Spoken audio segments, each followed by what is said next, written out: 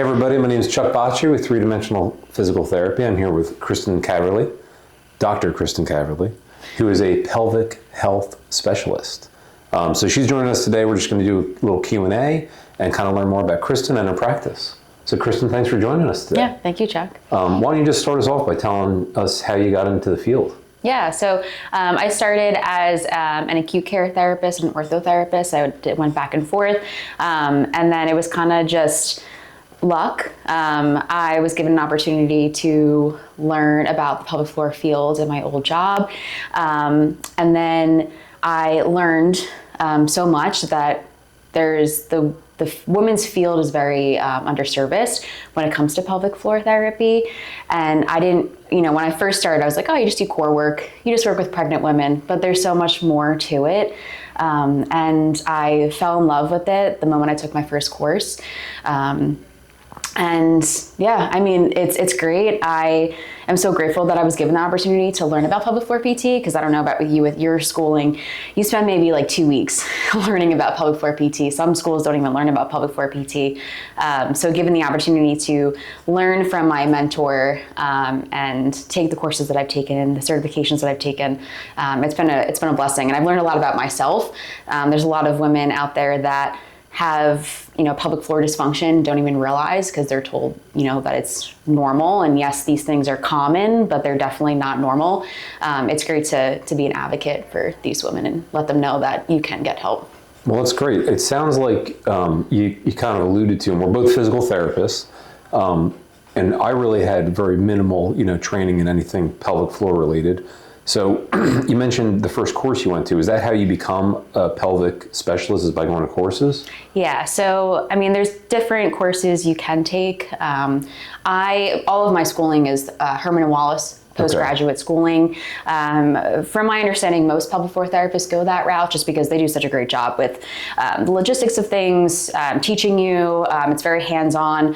With Herman and Wallace, I'm not sure about the other certifications that you can take, but with Herman and Wallace, you're the patient and the PT. So you're partnered with someone and you're understanding how the patient is feeling, because it's a very vulnerable area. It's very, it's sensitive. So being able to experience the patient side of things as well as the PT, that's why I love Herman and Wallace for postgraduate education. But yeah, so you take level 1. There's different levels for Herman and Wallace, but there's also different other certifications. I got my when the ortho world, you have your CSCS, right? Mm-hmm. But I have my PCES, so it's Pregnancy and Postpartum Corrective Exercise Specialist. So that's through a whole nother schooling, but there's so many different things you can do. But yeah, so you just take different classes and get different certifications to get the hands-on skill. Well, then for those of you who don't know, to be a physical therapist, it used to be a bachelor's degree, then I went to a master's, and now it's a doctorate for like about the last 20 years, since like early 2000s. So what Kristin's describing is like she went to 4 years undergrad, 3 years of graduate school, correct? And then in addition to that, once she graduated, she was working in acute care, which means like in the hospital setting or with people that are like in hospital beds. And then she did orthopedics, which would be like, working with people that have like knee pain and joint pain, ACL reconstruction, rotator cuff tear. And then she got really interested in, and had a mentor that did pelvic health. And she went on to get certified, mm-hmm. correct? With Herman and Wallace, is mm-hmm. that the one? Mm-hmm. So if you're interested in learning more about that, you can look at Herman and Wallace, look that up and see like what that entails. But it's a lot of she mentioned postgraduate. A lot of what she's doing is learning postgraduate. After graduating with her physical therapy degree, you have to go on and get additional certifications to really specialize in the field of pelvic health. Well, you had kind of mentioned, hey, even though things are common, they're not normal. Mm-hmm. Could you kind of tell us like what's maybe like the top 2 or 3 things that you see as a pelvic health specialist, and then also how you help people? Yeah. So I feel the biggest things is, the urinary incontinence. It's very common. Again, it's not normal. I think that it's just the lack of knowing. I mean, I think that society has made it normal. I mean, when you walk down Target, there's Depends pads, there's liners, and people always say, oh, you're getting older, But I think society has made it normal, but it's not. You can go to pelvic floor therapy to get help with that. And then pain with intercourse. That's very common. Most of my population, I would say, is pelvic pain, whether it's pain with intercourse or just, pain with gyno exams. You should not be having pain with the gyno exam, tampon insertion, anything like that, or just sensitivity to clothing. I would say that's like my main population is just pelvic pain in general, pelvic girdle pain, so the general, pain region of the pelvis. But pelvic pain, I think a lot of it is patients feel uncomfortable, right? They don't want to say that they're having pain with intercourse, they're having pain with their gyno exams. But also people think that it's normal when you get to a certain age. Most of pelvic pain, I would say it's postpartum, right? Because if you have a vaginal delivery, you can have pelvic pain with a cesarean because you're still holding the baby for 9 months, but and all that pressure in that area. And then also you have menopause, right? So your hormones are changing, your body's changing. So there's so many things that you can do. I mean, I work with providers that can give you supplements, whether it's a vulvar cream to help with nerve sensitivity or skin sensitivity, or even just different hormonal supplements depending on if you're appropriate for that. But a lot of it is just the unknown. Like people think that it's normal because society has said it's normal, but or they feel uncomfortable. Like I have a lot of patients that come in and it's 5 or 10 years down the line that they're dealing with whatever it is, whether it's incontinence, which is a big thing, or pain, pelvic pain, and they didn't feel comfortable talking to their provider. The benefit of going to a pelvic floor PT is, we do have this knowledge, but you're also in a room, closed door, there's privacy, you can share whatever you feel comfortable with. Sometimes people don't share things with me the first visit. Sometimes it takes time to, get used to, a different provider. But I think the benefit of a pelvic floor therapist, it's more holistic, and we have a very calming presence, and I feel like people feel comfortable as opposed to the doctor's visit. Sometimes you only get like 5 or 10 minutes, but you're with your pelvic floor therapist for about an hour, sometimes longer, depending. I never like to cut visits short, but it's a safe space, and it definitely frustrates me personally when patients say that they've had these issues for a while and they just didn't feel comfortable, because I think that's a societal thing. I think it's just people just don't feel comfortable talking about those things. Yeah, if I can relate that to, I work in sports and orthopedics, so I'm working with people that, like I said, have ACL tears or rotator cuff repair, low back pain, and a lot of times what I see is, I guess it would mirror the comment you made about depends. It's kind of like fixing a symptom rather than the root cause. It's like, hey, for depends, I have leakage, so I'm going to use this depends. For me, it's, people that, hey, I want an injection, or hey, I just want this magic pill. And I'm often in a conversation with patients saying, hey, normal soft tissue healing, if you pull a muscle, could be 6 to 12 weeks. If you have other comorbidities, like if you're a smoker, if you're obese, if you have diabetes, that extends the healing timeline and makes it more challenging to get to 100%. But could you tell me kind of okay, if I was working with an older patient, I just say older because it's for the depends, the urinary incontinence thing, and they're thinking, hey, a bunch of my friends, I just thought this was a normal part of aging, and now I'm being told it's not. What can I actually do, or how can you help me to no longer depend on depends? Yeah. So, everyone's different. It's funny, when we were in PT school, I don't know if your professors did that, oh, it depends. It depends on the person. It always depends. Yeah. It's always the answer. And for people that don't know, depends, it's just a pad for urinary incontinence. But it's, yes, it depends on the patient. But typically, if it's an older individual, most of the time it's weakness. If it's a younger individual, it's usually tightness. So you can have urinary incontinence for either a hypertonic pelvic floor, so like muscle spasms, tightness, or weakness, where you have that atrophy and your muscles just don't contract. But typically my older patients, they're usually on the weaker side just because of, hormone changes, just not moving around as much. So that's a quick fix. When it's someone that has weakness, In my opinion, I'd rather, I think it's easier to treat someone that has muscle weakness because yes, it takes time to build muscle, but it's easier to build muscle versus I have a lot of tightness. I need to teach my body how to downtrain and relax and then build strength. So that's typically takes longer and it's more challenging. But when it comes to like your older patients that are leaking, it's posture. I mean, the pelvic floor, it's full body, right? And so like if you're slouched, right, as we age, we slouch, right? And if we have more of this curved posture, your pelvis rotates back. And so what happens when you rotate your pelvis back, you're clenching your pelvic floor or you're not getting full glute activation. So usually my older patients have no glute firing at all, and no core. So they're clenched in their core, they think they're getting strong, but in reality, think of a wet towel, okay? So if a wet towel is the explanation I always give, and you're squeezing the center of the wet towel, think of this hand motion as your core, right? If you're sitting like this all the time, if you're standing like this, the water is gonna drip out.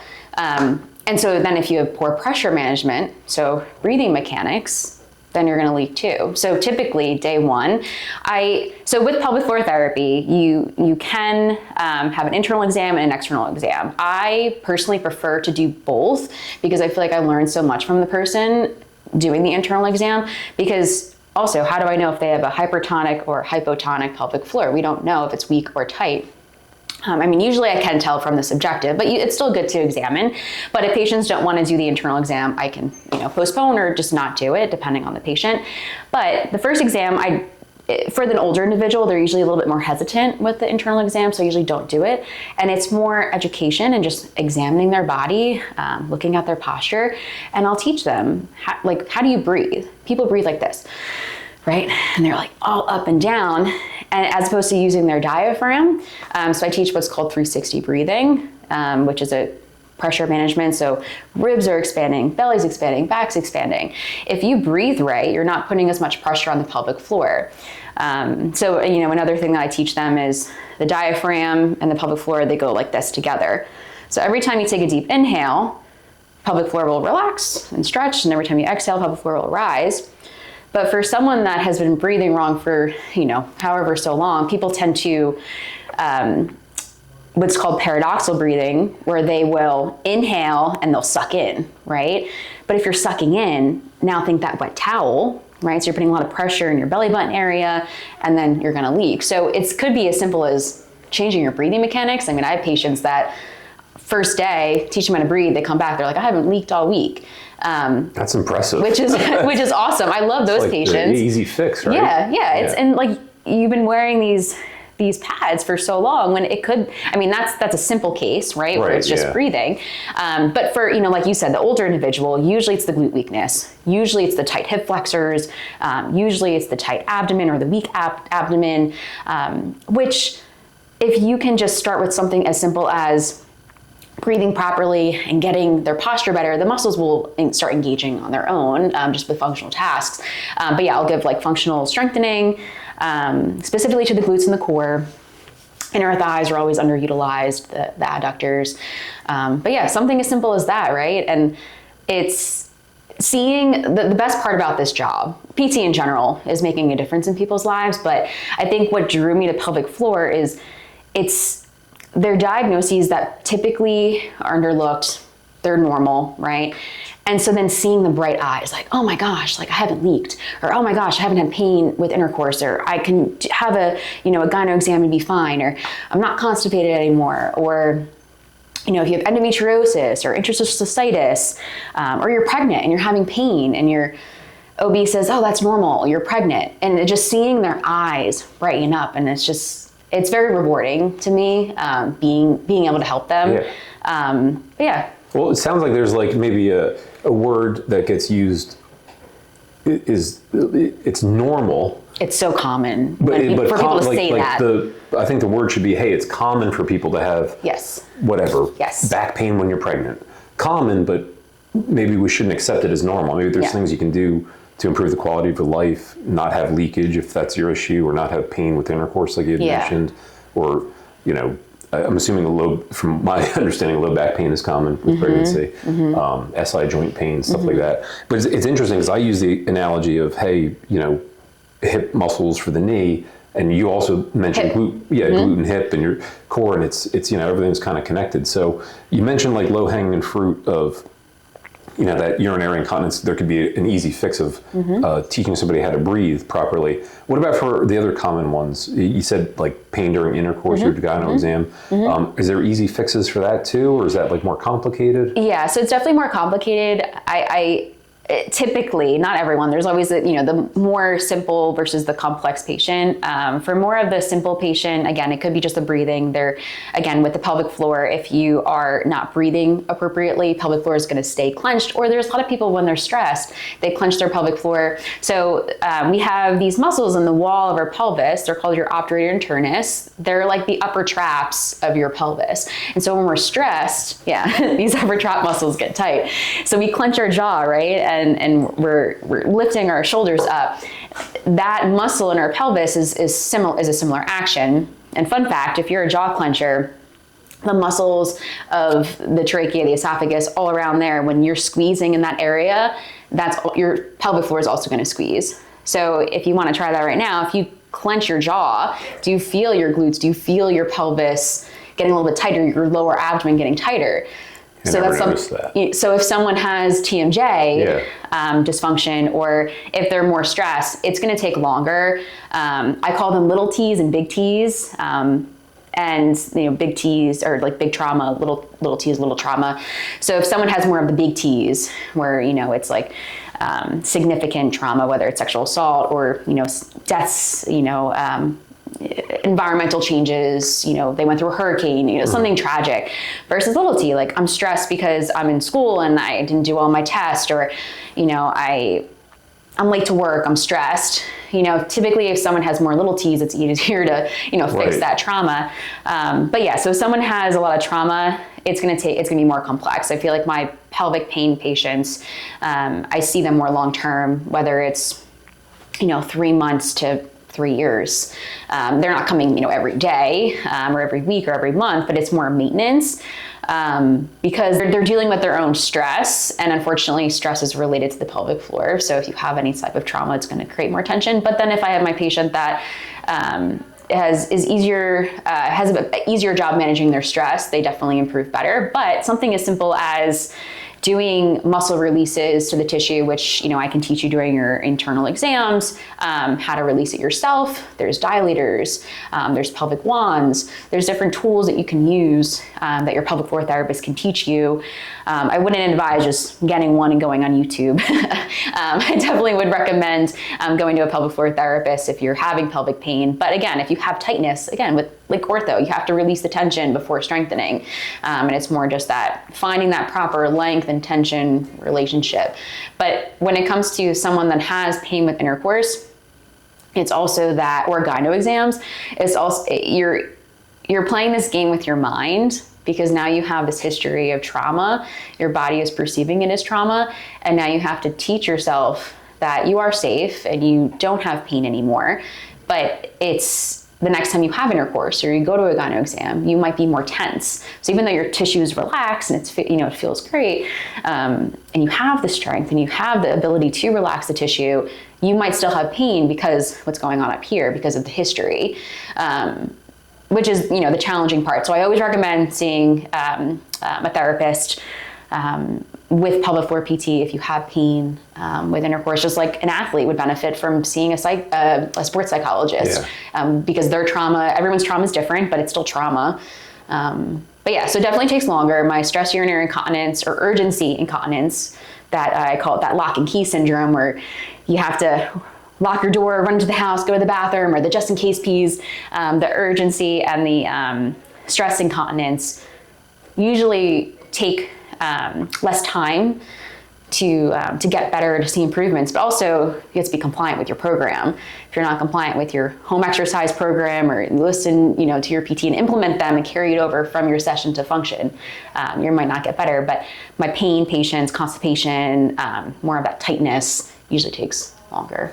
I was going to ask you, and you already touched on it, but like the team you work with, it sounds like, especially, it's the trauma cases must be very challenging for the patient and for you to help them. It sounds like it would take like multiple providers, like, so there might be seeing some sort of counselor or therapist, yourself. What kind of like, what's like, I guess your typical like mix of like network? Yeah, like is it a primary care referring to you? Is it a gynecologist referring to you? Like, who's referring to you? Who are you referring to? Like, kind of like, how's the whole, like, how would somebody end up in your office? Yeah, so I would say when it comes to pelvic floor PT, it's not new. I mean, it's been around as long as PT has been around. I feel like it just really became bigger in maybe the 80s. And then once the pandemic hit in 2020, I think pelvic floor therapists went on social media and it got really big. But I feel like it's mostly like friends of family or previous patients that refer. I feel like that's with like PT in general. I feel like that's a lot of like refer friends and family referrals, previous patients. But when it comes to doctors, typically my OBs for pregnancy, typically it's postpartum. I would love for OBs to refer more during pregnancy, just for preventative care. I usually only get a pregnant patient if they're having a symptom, a pain symptom, or diastasis separation that's getting too big, or a lot of leakage. As opposed to patients just coming in prepare for birth. I mean, I think that's so valuable, but I'm working on it. I'm working on trying to get more referrals from OBs, for preventative care. But I would say most of it is urogynecologist, gastroenterologist, so for a constipation or any endometriosis stuff that's going on, urogynecologist for like interstitial cystitis, prolapse. I do treat a lot of prolapse. But my biggest referral, I would say, is pelvic pain, sexual wellness groups, because when it comes to pelvic pain and sexual wellness, it's typically pelvic floor PT is one of the best options, combined with the potential vulvar cream or a hormone replacement, just to help with like the tissue. So I would say it's very rarely a primary care physician, unless it's someone that I know that comes to me for direct access, need a script. You can call your primary care provider, but usually it's OBGYNs, urogynecologists, occasionally a gastroenterologist, but usually it's pelvic pain specialists. And how's the communication between you and the specialist? Well, that's what I love about this field. I feel like the communication's great. Providers give you your phone number, give them your phone number, quick, easy text message or call. I love the pelvic floor world. Even other pelvic floor therapists, like I'll communicate with other pelvic floor therapists, like, hey, I'm having, I have a complex patient. Can you help me out? Like, I love the pelvic floor world it's such a wonderful niche of a group. Everyone's so warm and welcoming and supportive. And I feel like gynos are great, OBs are great. Like, they're the type of people that will, answer your phone call at 8:00 at night. They're awesome. And they see their patients are suffering. And again, it's something that's going on that, it's been going on for, years. And again, it's not normal. So they want to help them. But I think that providers are definitely getting better when it comes to referring to PT. I've been a pelvic floor PT for about 4 years now. And when I first started, I never got referrals. It was always direct access. And now providers are starting to see the benefit of pelvic floor PT combined with counseling, nutritionists and other people I work with, sexual wellness therapists that specialize in sexual health, just general psychologists. But no, it's definitely getting better, which is awesome. And I think in the ortho world too, when I used to be just an ortho PT, when I first started, it was hard to get those, have that relationship and referrals. But I think people are starting to see the light and the benefit of pelvic floor PT and ortho PT. I think that, again, like you said, people want a quick Band-Aid, a quick fix. They don't want to wait and go through it. But there's so much benefit of PT, whether it's ortho, pelvic, pediatric, acute care, neuro. It's just having the patience and the time. We're their coaches. I always tell my patients, I'm your coach. You have to do all the work. Yeah, I share that same. I like saying like, hey, we're going to do this. I say we're going to do an exercise next, but then I quickly I'm like, well, what I really mean is you're going to do it, and I'll observe. Sometimes I'll do it with them. Like, but a couple. I'm usually good for. I can do like 1 or 2 reps of any exercise perfect form. Yeah. And they're like, oh man, you made it look easy. I go, well, I only did like 2. Just wait, yeah.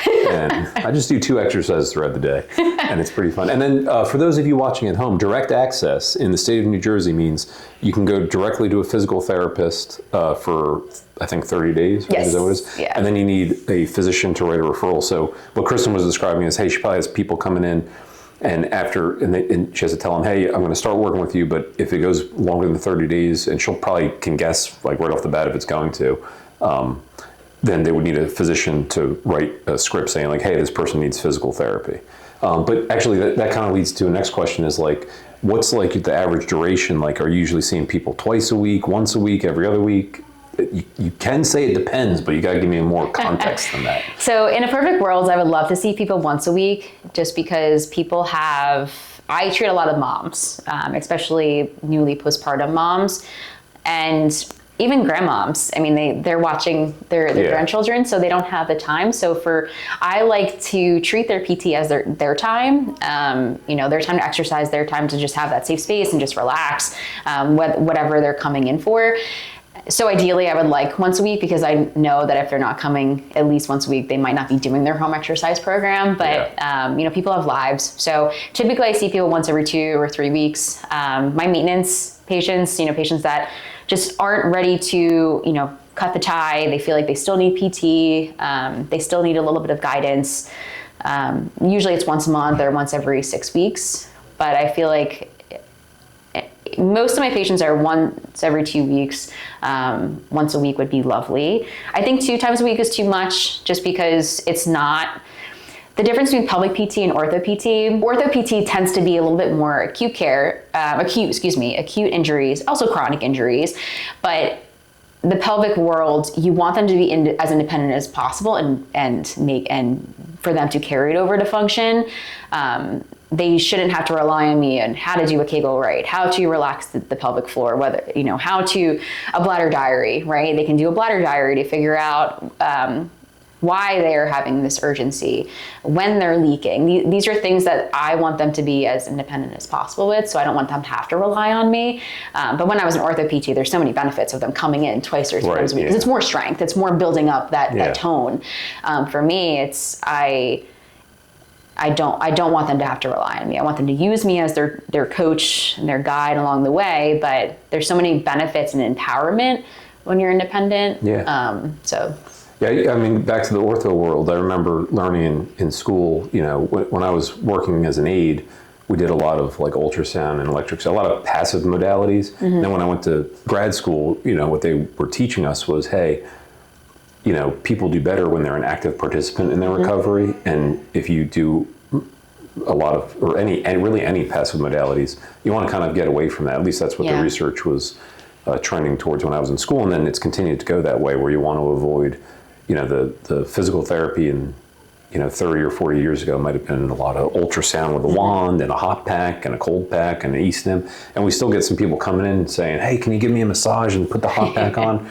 I'm like, we can do a little bit of that, but really what's going to make you better is being an active participant in your recovery. So, and then explain, another thing you mentioned earlier was you might be in a situation where it might become painful, or like knowing, I guess, maybe like when to relax a muscle or when to tighten a muscle. And the conversation I have in the ortho world all the time is like, what pain is okay to push through and what's not. And what I see a lot is you have some people that have a mindset of fear avoidance, not pushing into pain at all. And you have other people have this no pain, no gain mindset.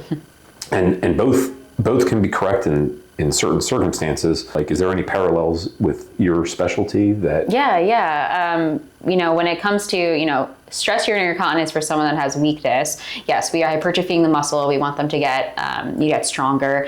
And I always tell them soreness is, okay, but you don't want to have, pain, especially like a trigger point pain, especially, internally or like in the deep glute area. But yeah, 100%. When it comes to, someone that has like prolapse, right? Typically their symptoms get worse if they're running or when they're walking, anything that's, gravity dependent, and it gets worse as the day progresses. But, if someone, that's their favorite thing to do, to run and to walk, it's really, yes, you said it's probably common sense, but like if they love doing it, they're going to keep doing it. And, it's really hard to, get past people when they love that activity. But prolapse is going to get worse the more you're in that position, just because the pelvic floor can only hold your organs for so long if they are weak or if there is tension. So that pressure, it's more pressure than pain. Or pelvic organ prolapse does not create, there is no pain. It's just like pressure. If you have pain, it's usually coming from something else. But what I usually tell people is, you can come to pelvic floor PT. We can help with your pelvic organ prolapse. There's pessaries that can help to help basically hold your organs up. But then there's positions that are, gravity eliminated, where you're reducing the pressure in your organs. So that you talking about, pain as the day progresses, that made me think of pelvic organ prolapse with pressure. But then when you think about like my pregnant patients that have what's called pubic symphysis pain, so like pain in the front of the pelvis, or that SI joint pain, or that low back pain, especially second or third time or fourth time moms, they don't get a lot of them time, so they want to go on their walks. They want to, if they're running, they want to run, they want to exercise, so they push through it. But again, you don't want to make it worse because your body is more lax, right? But I feel like pelvic floor PT and ortho, I'm so happy that I started as an ortho PT, because I feel like it helps so much with the blend. It's so common. It's just the approach is a little bit different, but it's the body. It's the same thing. But yeah, no, I totally agree with the soreness, the pain. You never want pain. For my patients that have pain with intercourse, when you're releasing the tissue, I always tell my patients, you never want to go up 2 scales. So like on the 10 scale, right? So say you start, I typically don't like for them to be more than a 4 out of 10. But say you start at like a 2 out of 10 when you're pressing with, it's either your thumb or your dilator or a pelvic wand. You never want to surpass that 3 or 4, just because when it comes to the tissue of the pelvis, it's so much more sensitive than, your bicep or your shoulder, unless you have sensitivity, hypersensitivity of your shoulder. But again, you don't want to overpress. You don't want to create more tension, because like we talked about with trauma or any nerve irritation, it's going to make it worse. So I definitely think that ortho and pelvic PT definitely have common ground. I'll share a couple parallels to vestibular therapy too, because that's another thing I do. And vestibular therapy is treating people that have like vertigo or dizziness. And I got interested in that because my mom had vertigo when I was in high school. Bothered her for 7 months. Finally went to somebody. They tilted her head a certain way. Crazy. Went away like that. And I was like, that's pretty cool. So when I was in grad school, I learned about it. And then with my background with sports and orthopedic, the beautiful merger with the vestibular and sports is when kids have concussions, they don't recover right away. Sometimes we'll get them sent to physical therapy for vestibular therapy and other stuff. Sometimes they have neck pain and other things. But it's just so funny hearing you say like the scale. Like I don't want people to go above a 4 out of 10 with vertigo, or it might be headaches, it might be disequilibrium, it might like nausea, whatever. So there's a couple, that you look for, like I said, nausea, vertigo, disequilibrium, dizziness, headache. And then when they're doing some activity that might reproduce it, like vestibular ocular reflex, shaking your head, or some balance exercise or something like that, again, similar to you, I tell them, hey, if you're starting at a baseline 2, I don't want you to go above a 4. If you're starting at a 4, I really don't want you going above a 5. I don't like it to go, I just feel like it's counterintuitive at that point. You're like pushing, I don't want them to be miserable the rest of the day. And then I also want the symptoms to come, I usually will set a timer when they're done. Hey, my symptoms went up to a 6. All right, that's a little too high. Let me set a 2 or 3 minute timer. When it goes off, check in with them. Hey, are you back to baseline? Yeah. If they're not back to baseline, I'm like, I'm just making this because I want them to do these exercises frequently throughout the day, which I imagine is similar to you. Or maybe it's like, and I know this isn't, like you used the example of a young mom that has a young kid, if they want to get their run in, they might not have the opportunity. It might be like, I got like 15 minutes right now. I can either run for 15 minutes. I can't break it up into 5 sets of 5 minutes or whatever, 3 sets of 5 minutes. So, you got to kind of like, hey, what I really want you to do is do this exercise 3 to 5 times a day or whatever. Is that similar to, it's like motor learning. It's like versus like, hey, if you got a strength train and you're actually getting hypertrophy, you need the 48, 72 hour break so the muscle can rebuild itself, versus like neuromuscular reeducation. Relearning how to breathe would be considered. Takes time. Right, it's like learning, I usually use the analogy of riding a bike, right? It's like learning a new skill, learning how to throw a baseball versus, just swinging an axe or something. I guess there's some skill to an axe, but you know what I'm saying. Yeah. It's more of a skill acquisition. Would that be accurate for breathing? For sure, yeah. When it comes to breathing, I mean, people have been breathing wrong their whole lives. Well, not everyone, but I feel like it's the paradoxical breathing where they're breathing in on the inhale as opposed to out is not as common as the upward, what's called apical breathing, where you're just breathing up using your accessory muscles. I'm breathing all day now. Yeah, it's like that's why people's necks hurt. You know, that's their necks hurt because they're using their neck. But yeah, so that's going to take time, and I'd rather you carry it over to function. So for my moms or the grandparents that are watching their grandchildren, or even I get younger kids too. I mean, in their teens, they have to study for school. They don't have time. While you're driving your kids to practice, or you're sitting at a stop sign. You're in bed before you go to bed, do some of your breathing and doing it in different positions. So I usually teach, lying on your back, on your side, sitting, standing, because your posture definitely affects your breathing habits. So I call them workout snacks. So trying to pick a time to exercise. Cheese it. Do a quick exercise. If you only have 5 minutes, I usually give a library of stuff, I usually give, 2 or 3 exercises each session, but the more people come, they have a library of exercises. I said, pick the ones that you feel like are the most beneficial to you at that time. And then that goes with the whole awareness and independence. You need to eventually learn your body, what exercises fit for you when you're feeling this type of symptom, or you're, so on and so forth. But yeah, so with breathing, definitely, and especially the core connection, the pelvic floor and core connection, especially postpartum, it's that neuromuscular reeducation. Your belly is expanded for such a long period of time that we needed to get it to merge back together. But yeah, I agree. I think ortho and pelvic PT, they go hand in hand, and that's why I'm grateful that I have my ortho backgrounds, especially for my CrossFitters and my triathletes. That want to get back to running, having that ortho background, I think, is super beneficial Yeah, I remember seeing a video. I think they were CrossFitters or some, very fit-looking people that were like laughing because they were like doing a very heavy lift and then they're leaking. Yeah, and then it was kind of like they were like normalizing it a little bit. Yeah. And I think it was brought to my attention by like a friend who was. This is probably 10 years ago. They were getting. Taking the certification to become a pelvic floor specialist, and it was just funny. I think either I shared the video with them or vice versa, and they're like, "This isn't normal. This is why I'm specializing in this." You can't normalize this stuff, and it was just kind of funny, like haha, like I'm leaking. People laugh. Yeah, they laugh about it all the time, and it's. I laugh because it's become such a normalized thing.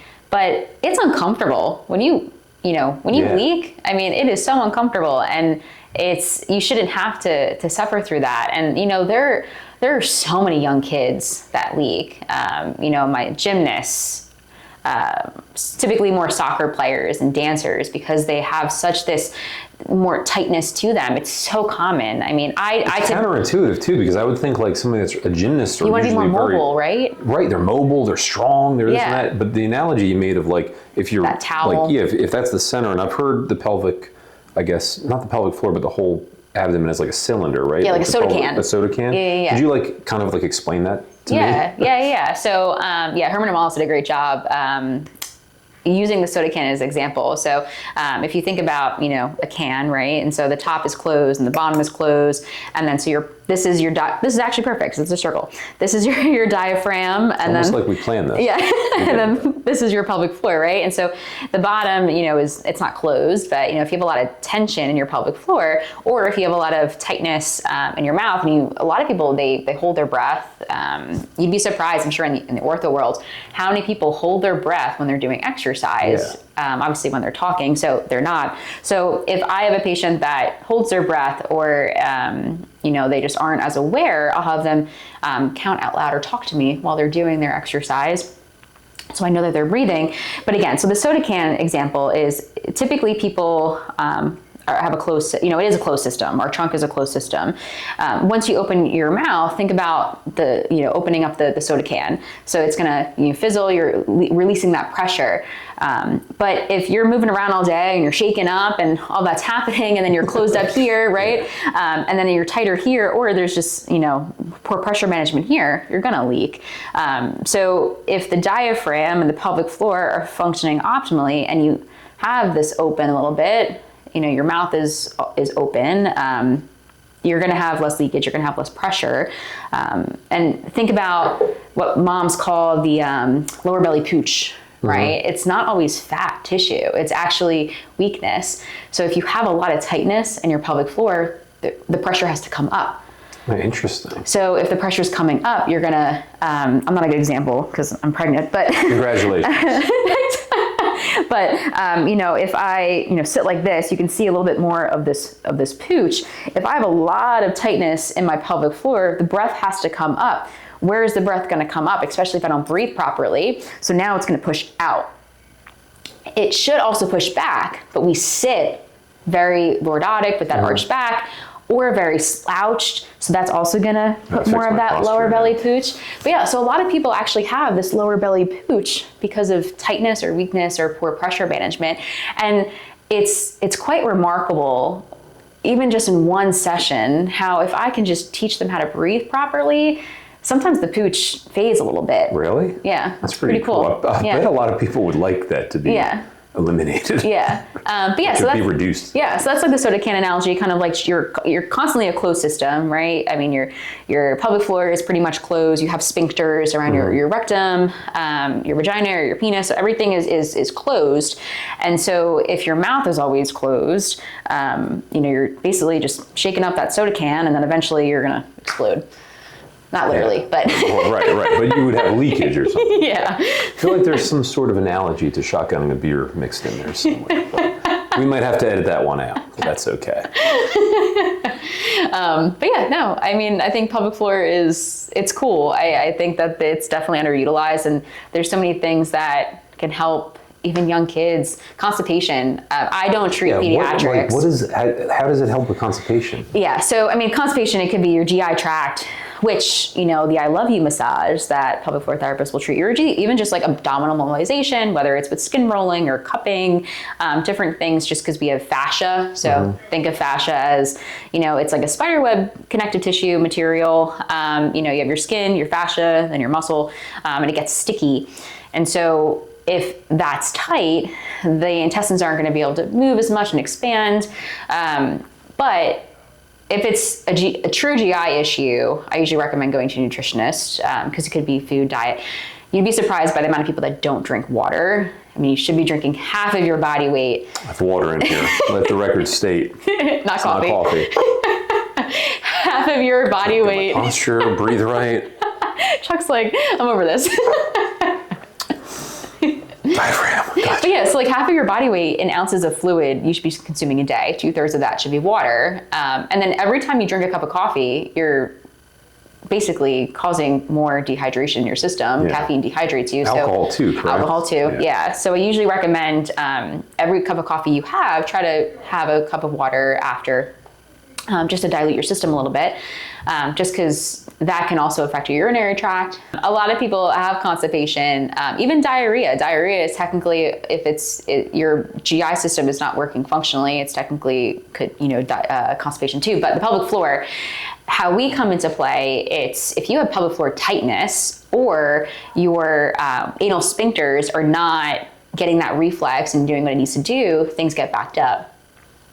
Or you don't have the space to open to allow the bowel to come through. So your pelvic floor therapist can help you, whether it's techniques of posture while you're going to the bathroom, creating a bowel diary to when it comes to like foods, certain foods you should be consuming, fluids that you should be consuming, creating that schedule based off of your work day that works for you, because you should be going to the bathroom. It's not every day, some people go once every day, once every other day. Some people go 3 times in a day. It really depends on the person. But we need to create a schedule that works for you. So say like 7 a.m., you have your breakfast, ideally 30 minutes after you eat, you should be going to the bathroom. Ideally, before you start your day, just so you're not walking around like with, a bowel in your system and you're getting all bloated. So if you go to the bathroom at 7:30 a.m., ideally you would want to do 7:30 a.m. every day, but no one lives in that world, right? Most of us are eating our breakfast in the car, we're rushing, sometimes we're not having breakfast, but your pelvic PT can help you work through that, and also manual techniques. So whether it's, with your own digit, with your pelvic floor therapist, or using a rectal dilator or a pelvic wand to help release the tension, and breathing mechanics. If you are stressed, there's no way you're going to be able to go to the bathroom, right? Because your parasympathetic nervous system, so your rest and digest, your relaxation nervous system, that's what helps you go to the bathroom. So for people that are more stressed, they usually are more constipated. So teaching them how to breathe. I feel like pelvic floor therapists, they always get made fun of. We're always talking about the diaphragm and breathing. Yeah. But I mean, there's so many benefits to breathing. And usually if you're constipated, you have abdominal discomfort, back pain, right? Because of all that pressure. And you're getting backed up, and your posture changes because you're uncomfortable and you are more tense. But yeah, so your pelvic floor therapist can help you with all those things. It really, again, it depends on the person, but and then you have the other spectrum, fecal incontinence. So people that just, again, with the sphincter, it doesn't close, and you're never getting the urge to close your nervous system. So then you just leak fecal incontinence. And that's, I personally don't see that as much. I feel like I treat more urinary incontinence and constipation just based off of the population of where I live and where I work. And I guess the patients that are coming to me. But yeah, I mean, constipation is definitely underlooked and not referred enough. Is something as simple as proper hydration. So I usually recommend a nutritionist, and then. Yeah, I wouldn't think of constipation. I'm a physical therapist, so sorry. But, I mean, if you have a tight pelvic floor, how's it going to evacuate? Yeah, right. Never thought of it. Well, it sounds like you talk about you're working with patients that have conditions and symptoms that could be pretty uncomfortable to talk about. Incontinence, constipation, painful intercourse. I guess how what have you found to be effective ways to I guess maybe build trust or get people to be comfortable discussing this with you? Yeah, honestly, just listening. You'd be surprised by the many people that go to different providers to talk, and they're kind of, whether it's brushed under the rug or they only have 5 minutes, right? Providers are so busy. There's only so many doctors in the world, right? And they don't have the luxury of a PT, whether it's an ortho PT or a pelvic PT. The benefit of a pelvic PT is we are in a closed room for the hour, but just listening. The amount of patients that say at the end of the session, thank you so much for just, listening to me. And I think if they see that you care, I try to be, as empathetic as I can. I can't relate to everything that they've gone through.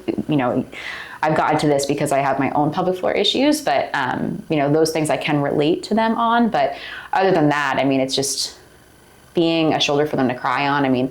I want them to feel safe. I close the door, and I want them to be able to be vulnerable because, again, their trauma could be their constipation, or I can't leave the house because, my stomach hurts, I have diarrhea, or I don't know when I'm going to be able to use the bathroom. So it's whatever, everyone's trauma is so different. But I think, again, it's just being an active listener and being kind. I feel like a lot of people in this world just don't give enough time, and they're always thinking about themselves. So I think being able to just listen is beneficial. That's usually every employee we have at 3D. I usually tell them it shouldn't be hard for us to be excellent. We just have to be better than the standard American healthcare experience, which is calling up, touch-tone phone. Yeah. Somebody answers eventually, and they're kind of rude to you often, or you go to the front desk. I think that's our moat. Meaning what separates us from others is just treating people like people and not numbers. I say that all the time. Treat them like your own grandmother. Yeah, 100%. I say that how would you want your brother, your sister, your mom, your dad to be treated, your son, your daughter, and just treat the patient that way. Yeah. And if you do that, we should be, providing, even if we're not the best provider. And I'm not saying you're not the best provider, but the basic stuff of just treating people like people. Let's make sure we do that. Yes. Everything else can be, we can be the best coach. You can always learn your skill. You can always learn more. You just got to treat people like people. So it sounds like, you know, what you found to be very effective is something that is very simple. You listen to the patients, and by listening, by demonstrating that you're a good active listener, they then open up and are comfortable discussing very like intimate or private or embarrassing things with you, and then you're better able to help them because they're open and honest with you. Yeah, and people might not share the first visit. You know, for my patients that have had, you know, sexual trauma or sexual assault, you know, rape victims, they tend to not share right away, which, you know, that is their journey. Yeah, that is their journey, but it's something that, you know, I value in our relationship, that you feel comfortable and confident in our relationship to share that with me. So yeah, people aren't dumping everything on me because they want to, you know, gauge their trust, but it's my trust, but it's, yeah, I think it just takes time, but I think, again, yeah, it's just, that's why I love 3D PT. I mean, I feel like every provider Is here. that where we work? Yeah. Oh. Every provider here is great, and everyone listens. Our producer is telling us we're almost out of time. Any final thoughts before we wrap up our first kind of podcast thing? Yeah, no, I know, Chuck, I appreciate your time. I appreciate you giving me the stage. I think that it's so important to talk about pelvic floor PT because women in general are underserviced. So pelvic floor PT is for men and women, and even children. I personally specialize with women, but there are pelvic floor therapists that specialize in pediatrics, as well as men. But if you are interested in, if you're, you know, a man and are interested in pelvic floor PT, you can always contact me or 3D, and I can always lead you in the right direction. But it needs to be shared, pelvic floor PT. It needs to be more popular because there's so many chronic diagnoses like endometriosis, interstitial cystitis, PCOS that are just not treated. And people spend so much money annually on doctor's visits, ER visits, when pelvic PT can help so much. But I just think that it's important for pelvic floor PTs to be given the spotlight to express what they do and educate. I think education is so important. Well, hopefully this video helps you know, with that. Yeah. So, thanks so much for well, thank you. Thanks for coming in. I really your time. appreciate it. Yeah.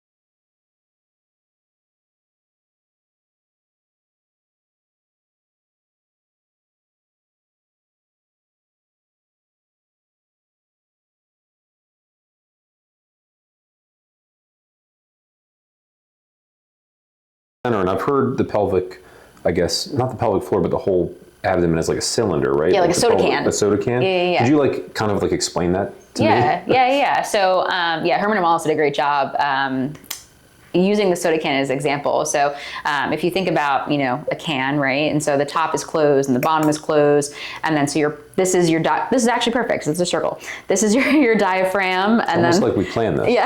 And then this is your pelvic floor, right? And so the bottom, you know, it's not closed, but, you know, if you have a lot of tension in your pelvic floor, or if you have a lot of tightness in your mouth, and a lot of people, they hold their breath.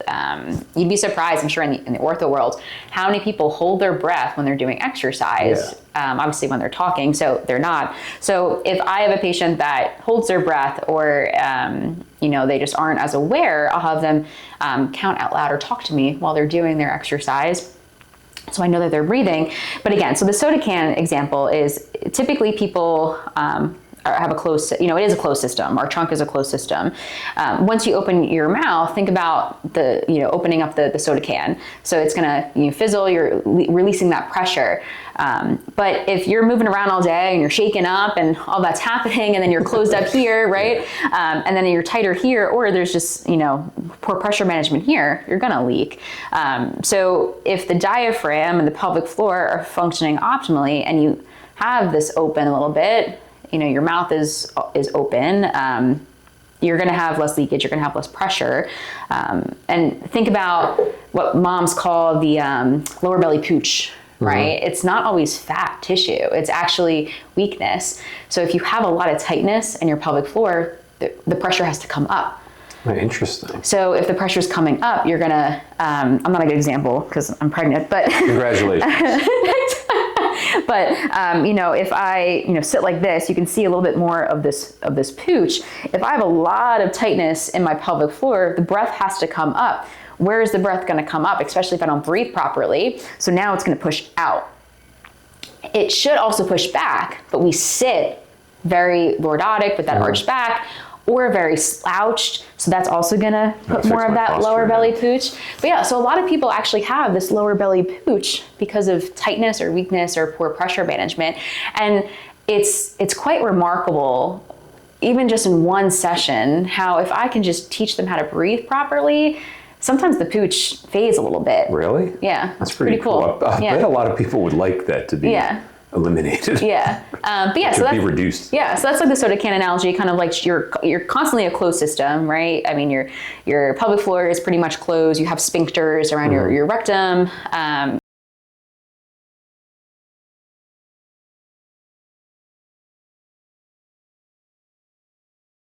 I think that it's so important to talk about pelvic floor PT because women in general are underserviced. So pelvic floor PT is for men and women and even children. I personally specialize with women, but there are pelvic floor therapists that specialize in pediatrics as well as men. But if you are interested in, if you're a man and are interested in pelvic floor PT, you can always contact me or 3D and I can always lead you in the right direction. But it needs to be shared, pelvic floor PT. It needs to be more popular because there's so many chronic diagnoses like endometriosis, interstitial cystitis, PCOS that are just not treated. And people spend so much money annually on doctor's visits, ER visits, when pelvic PT can help so much. But I just think that it's important for pelvic floor PTs to be given the spotlight to express what they do and educate. I think education is so important.